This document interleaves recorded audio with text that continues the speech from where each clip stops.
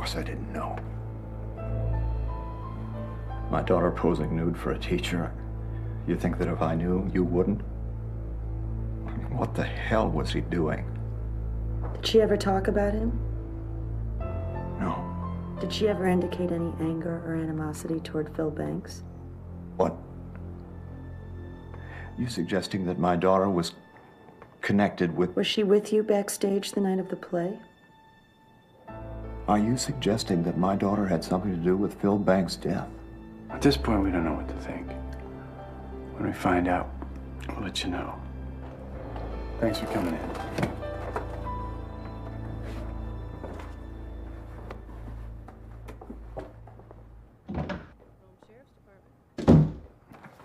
I know what to think.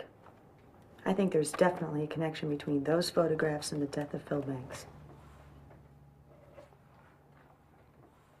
So, you see, class, death is nothing to be scared of.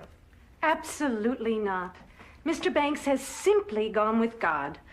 And while we should all miss him, we know that God... Public school, sister. Church and state. Sit down. What I mean is, death is not to be feared.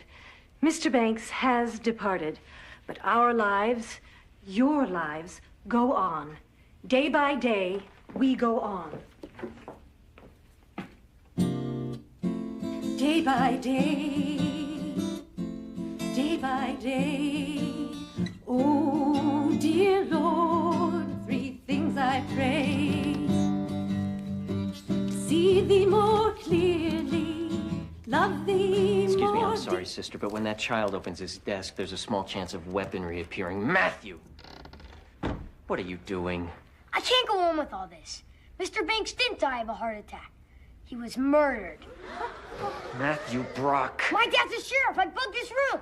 Phil Banks was poisoned. What a thing to say. It's true. They found cyanide in him. Then they went to his house and found fingerprints. They found pieces of a person's hair and skin, and then they sent it to the DNA lab. Then they found out somebody in the school hated Mr. Banks.